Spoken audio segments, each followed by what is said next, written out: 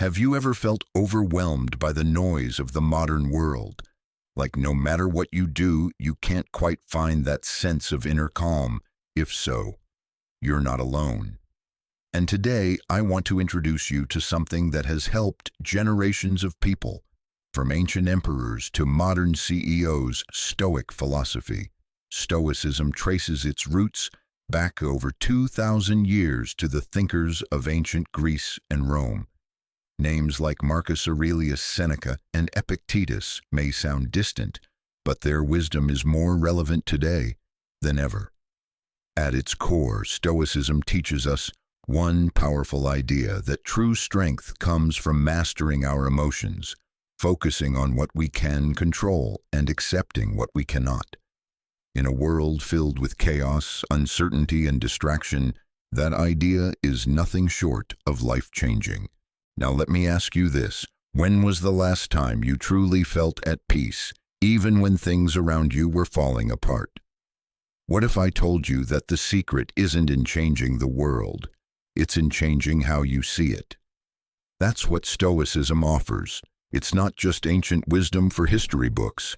It's a practical guide for navigating the challenges of modern life. And here's the fascinating part: Stoicism is experiencing a powerful revival right here in the United States.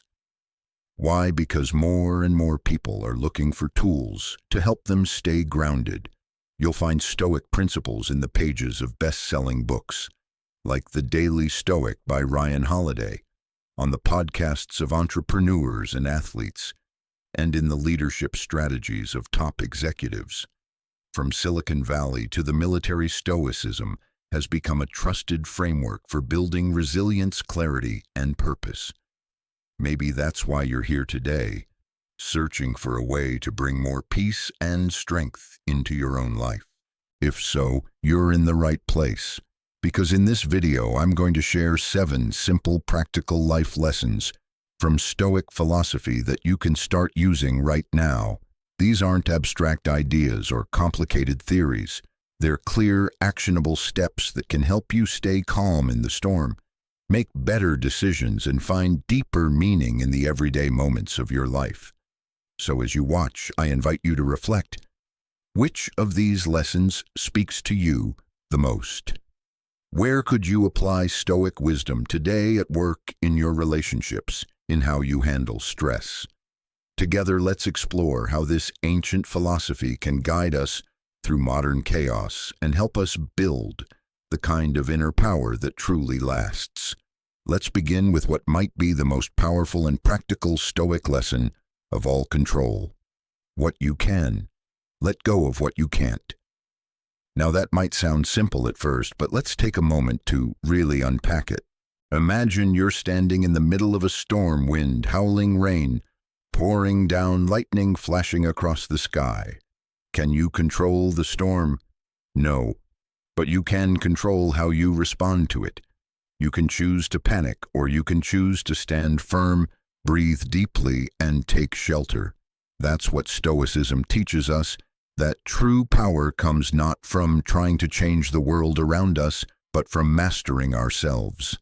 The ancient Stoics, like Epictetus and Marcus Aurelius, taught that life is full of things outside our control: the actions of other people, the economy, the weather, even our own health to some extent. What is in our control? Our thoughts, our choices, our values, and our responses. Think about your own life. How often do we get tangled up in worry over things we can't change? A stressful project at work where the deadline keeps shifting, a family member who refuses to see eye to eye with us, the ups and downs of the stock market, or the latest piece of bad news on TV. We pour our energy into these things, and in doing so, we exhaust ourselves. But what if we shifted our focus? Here's a real-world example. Let's say you're dealing with a demanding boss who constantly changes expectations. You can't control your boss's moods or decisions, but you can control your preparation. You can control your professionalism. You can control how you protect your peace of mind outside of work, or consider relationships. We can't force others to act the way we want. Maybe you have a friend or a partner who makes choices you disagree with. You can offer support, you can express your feelings honestly, but at the end of the day, their choices are theirs. What is within your power is how you set boundaries, how you manage your expectations, and how you care for your own emotional health. Modern science echoes what the Stoics knew thousands of years ago. The American Psychological Association, APA, has published research showing that stress is significantly reduced when we learn to differentiate between what's within our control and what's not. When we focus on controllable factors, we feel more empowered. When we obsess over what we can't change, anxiety increases and our well-being suffers. Let's take this further. The Stoics encourage us to reflect at the start of each day. What's likely to happen that I can't control, and how will I choose to respond? This simple habit can change everything. Instead of being caught off guard, you're prepared. Instead of reacting with frustration or fear, you can respond with clarity and calm.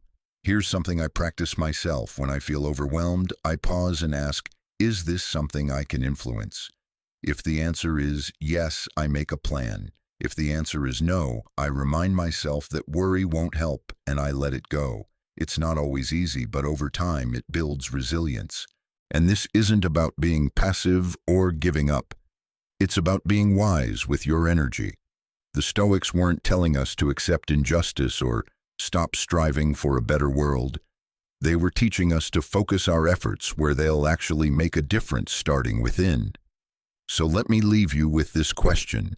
What's one thing in your life right now that you've been stressing over, but that's outside your control? And what's one action you can take today to focus on what you can control? The more we practice this lesson, the more we find peace, not because life gets easier, but because we've grown stronger. Let's move on to one of the most misunderstood, but truly life-changing lessons from Stoic philosophy. Embrace discomfort as a path to growth. Now I know what you might be thinking. Discomfort. Who wants more of that in their life?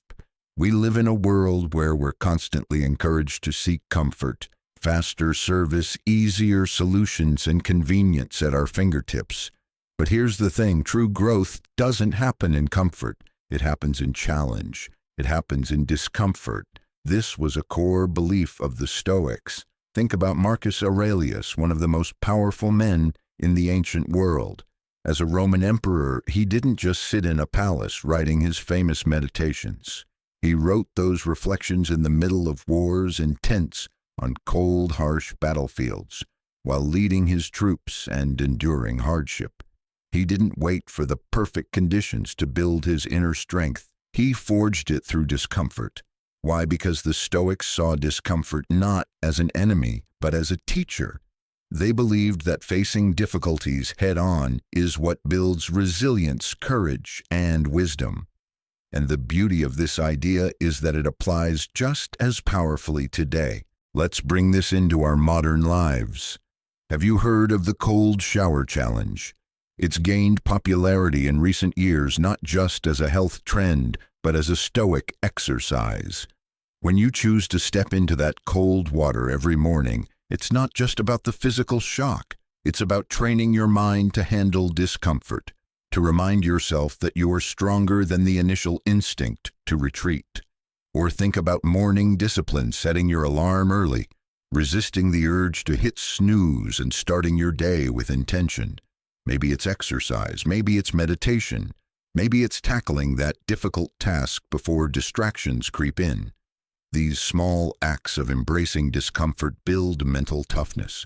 They teach us that we can do hard things and that the fear or resistance we feel is often worse than the challenge itself. Here's an example from my own life. There was a time when I dreaded public speaking. Just the thought of standing in front of a room full of people made my heart race. But instead of avoiding it, I decided to lean into the discomfort. I took on small speaking opportunities. I practiced. I failed and I tried again. And with each experience, that discomfort became my ally. It sharpened my skills, boosted my confidence, and helped me grow in ways I never imagined. Modern psychology supports what the Stoics taught. Researchers have found that people who regularly engage in voluntary discomfort, whether through physical challenges, difficult conversations, or stepping outside their comfort zone, report higher levels of resilience, lower stress, and greater life satisfaction. We're not wired to thrive in a life of ease. We're wired to grow through challenge. So let me ask you, where in your life are you avoiding discomfort? And what small intentional step could you take to embrace it instead? Maybe it's starting that difficult project you've been putting off. Maybe it's having that honest conversation. Maybe it's something as simple as turning the shower dial to cold for 30 seconds tomorrow morning. Remember, the goal isn't to seek out suffering for its own sake. The goal is to stop fearing it, to see discomfort as a stepping stone, not a stumbling block. The more we do this, the more we strengthen our ability to handle whatever life throws our way. The Stoics weren't about making life harder than it needed to be. They were about making ourselves stronger, wiser, and more prepared to meet life's challenges. And that strength begins when we stop running from discomfort and start learning from it. Now, what does that mean, and why would anyone choose to add hardship to their life on purpose, especially in a world where we're taught to seek comfort and convenience at every turn? Well, the Stoics believed, and modern psychology confirms, that resilience isn't something we magically develop when life gets hard. It's something we build in advance. The Stoic philosopher Seneca put it this way: "Set aside a certain number of days during which you shall be content with the scantiest and cheapest fare, with coarse and rough dress, saying to yourself all the while, 'Is this the condition that I feared?'" In other words, he urged us to choose moments of simplicity, even discomfort, so that when true challenges came, we would meet them with courage, not fear. Think about that. When was the last time you deliberately stepped outside your comfort zone, not because you had to, but because you chose to? This practice doesn't mean we reject comfort altogether or try to make life harder for no reason. It means we give ourselves small, controlled doses of difficulty to strengthen our mental and emotional muscles. Just like physical exercise, where we lift weights to build strength, voluntary hardship builds resilience. So, what does this look like today? Maybe it means going a day without unnecessary luxuries, skipping that fancy coffee, or choosing a simpler meal. Maybe it means setting your thermostat a little lower in winter, or walking instead of driving when it's inconvenient. Some people take this further, sleeping on the floor for a night, wearing simpler clothes, or practicing minimalism in their homes. You might ask, why bother? Here's the magic of it. By choosing these small hardships, you train your mind to realize, I can handle this. This isn't so bad. You reduce the fear of losing comfort because you've shown yourself that your well-being doesn't depend on it. Let me share a personal perspective. A few years ago, I decided to try what I called a simplicity weekend. No takeout, no screens, no hot showers, no unnecessary spending, just books, writing, and basic meals. And you know what? By the end of it, I didn't feel deprived. I felt free. It reminded me that so many of the things I thought I needed were just preferences. And that knowledge gave me real confidence the next time life threw me a curveball. This practice of voluntary hardship isn't just some ancient idea or personal experiment. Studies on resilience show that people who expose themselves to mild, controlled stressors, things like cold exposure fasting or even digital detoxes, often report higher well-being and a stronger sense of control over their lives. And here's a key point: practicing voluntary hardship doesn't just prepare us for external challenges, it changes how we see ourselves. It builds a quiet inner confidence. It teaches us that comfort is nice, but not necessary for contentment. That we are stronger, braver, and more adaptable than we often give ourselves credit for. So let me leave you with a question. What small voluntary hardship could you try this week? Could you take a cold shower, skip a luxury you've come to rely on, spend a day offline? Whatever it is, I invite you to approach it not as a punishment, but as a training ground for your mind. Because in the end, Stoicism isn't about suffering for suffering's sake. It's about freedom, freedom from fear, freedom from dependency, and freedom to face life's inevitable challenges with strength and grace. Let's take a deep breath together, in and out. Right now, in this moment, wherever you are, this is all that truly exists. And that brings us to one of the most powerful teachings from Stoic philosophy: focus on the present moment. The Stoics understood something that modern science is only now catching up with. So much of our anxiety and unhappiness comes not from what's happening right now, but from our minds wandering to regrets about the past or fears about the future. Marcus Aurelius, one of the greatest Stoic thinkers, wrote in his Meditations, "Confine yourself to the present." Simple words, but so challenging in practice. The Stoics believed that the present is where our power lies. The past, it's gone, unchangeable. The future, it's not here yet, unpredictable. But the present is where we can act, choose, and shape our lives. Sound familiar? That's because this idea of living fully in the present is at the heart of what we now call mindfulness, a practice that has become hugely popular in the United States in recent years. From apps like Headspace and Calm to meditation retreats to mindfulness training in schools and workplaces, millions of Americans are discovering the benefits of slowing down and paying attention to what's happening right now. And here's the science behind it. A famous Harvard study found that people who focus on the present moment are significantly happier than those whose minds wander even when the present moment is challenging. Whether you're doing the dishes, walking the dog, or having a conversation, when your mind is here, you're more content. Let's bring this into real life. Think about your daily routine. How often do you catch yourself going through the motions while your mind is somewhere else? Maybe you're eating dinner while worrying about tomorrow's meeting, or you're playing with your kids, but mentally replaying something that went wrong at work. We all do it, but when we do, we miss the richness of the present and we rob ourselves of the peace that comes from simply being here. The Stoics didn't have smartphones or social media to distract them, but they struggled with the same human tendency to drift away from the now.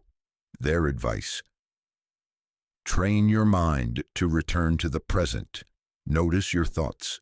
Gently guide them back. Focus on what you can do in this moment. Let me share something personal. I used to rush through my morning's, coffee in one hand, phone in the other, thinking about my to-do list before the sun was even fully up. But after learning more about Stoicism and mindfulness, I started a new habit, taking just 5 minutes each morning to sit quietly and breathe. No phone, no agenda, just me and the present moment. And you know what? Those 5 minutes changed the tone of my entire day. I felt calmer, clearer, more grounded. And this doesn't have to be complicated. Focusing on the present can be as simple as noticing the warmth of your coffee cup, listening fully when someone speaks to you, feeling the ground beneath your feet as you walk. These small practices help us reconnect with the only time that's truly ours now. So here's a question for you. What's one small way you can practice being present today? Maybe it's putting your phone down during a meal. Maybe it's pausing for a deep breath before your next task. Maybe it's simply looking out the window and appreciating the sky. The Stoics taught us that life is made up of these moments, not the ones we regret or the ones we worry about, but the ones we're living right now.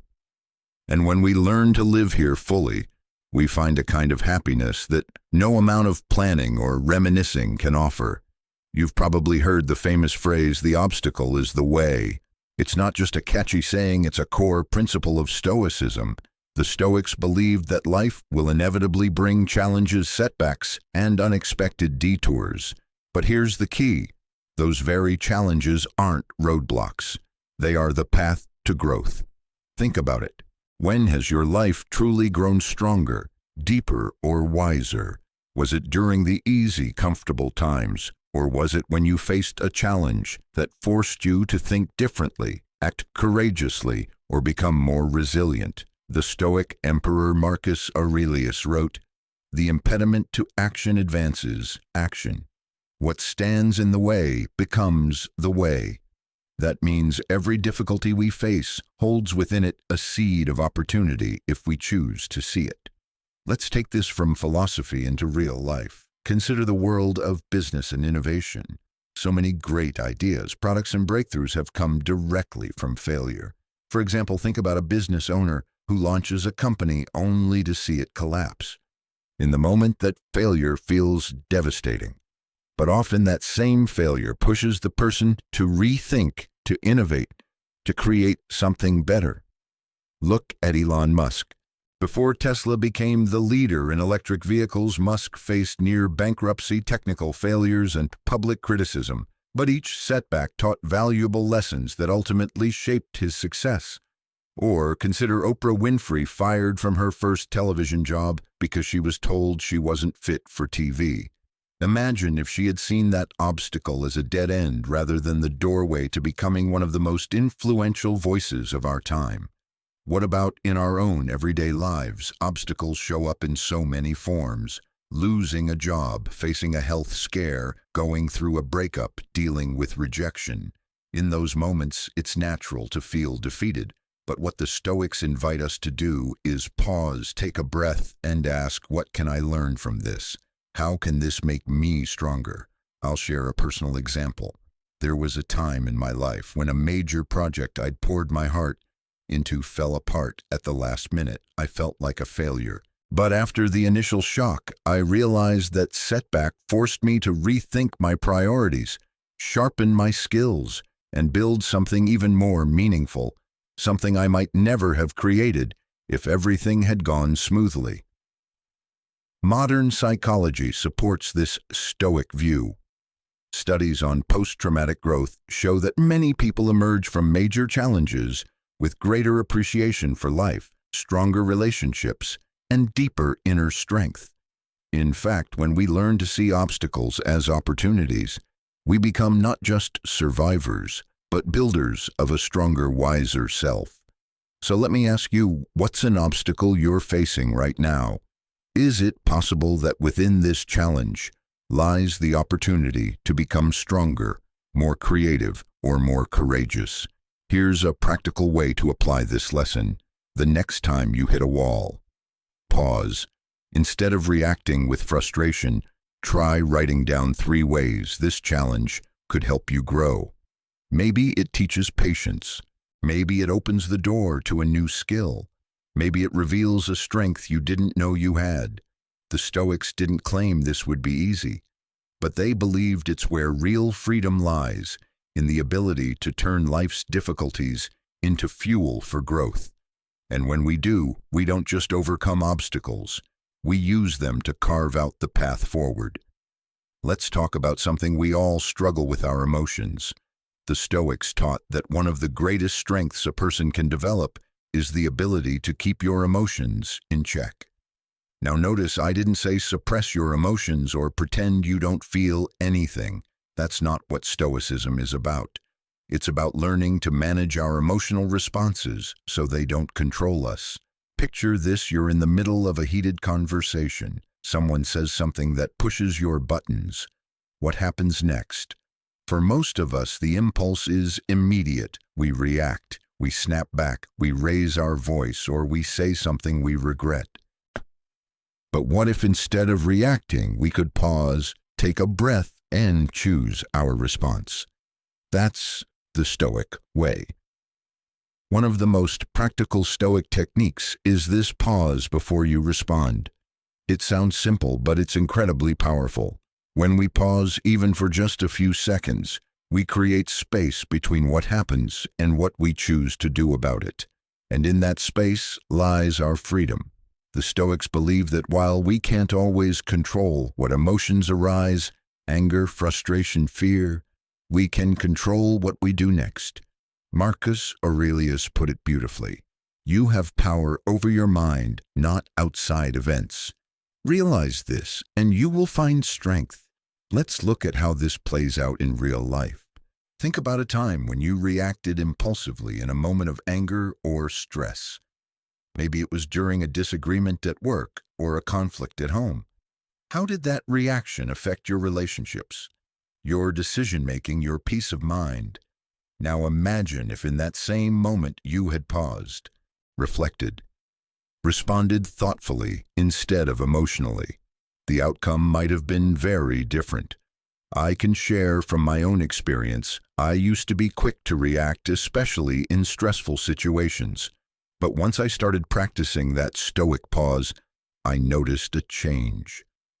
My conversations became more respectful.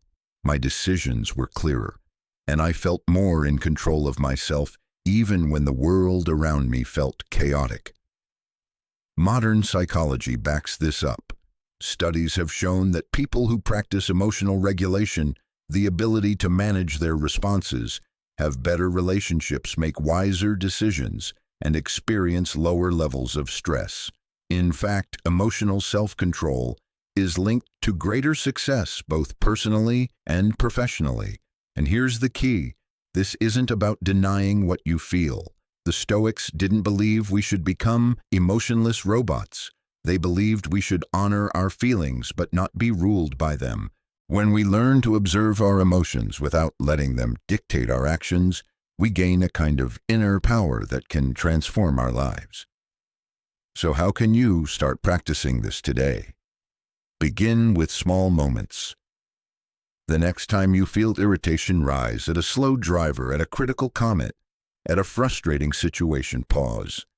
Take a breath. Ask yourself, what's the wise response here? What would my best self choose to do?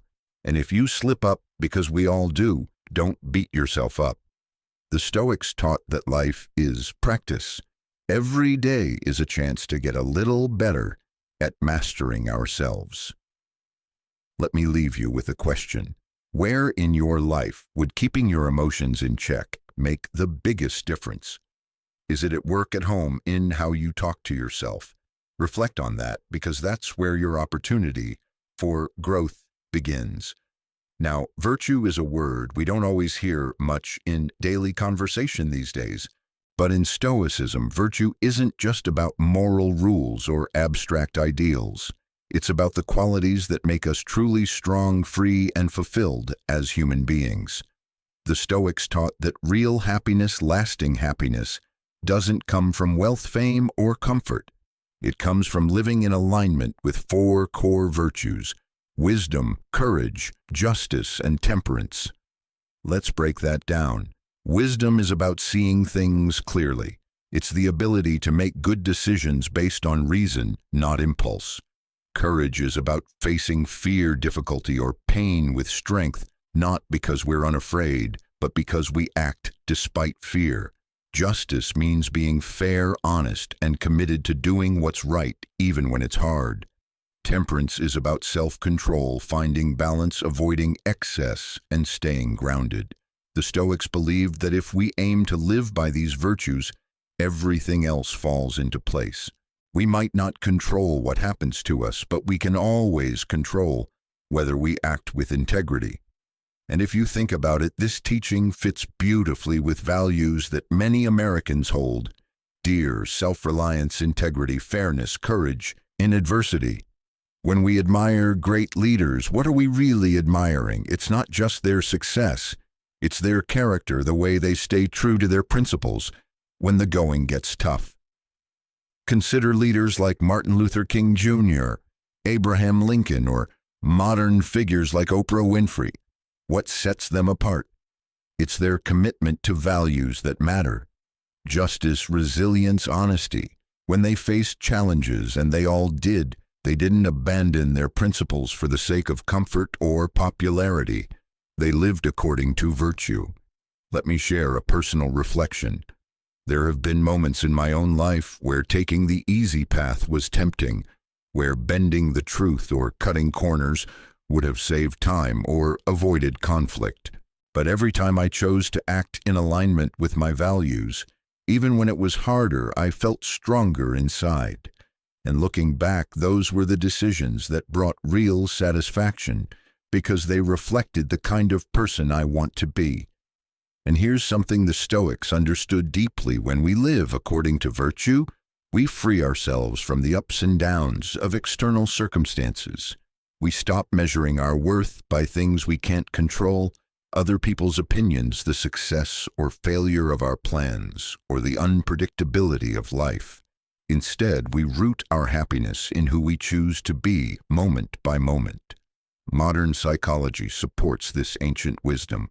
Research shows that people who live with integrity, who act consistently with their values, report higher levels of well-being, greater resilience, and stronger relationships.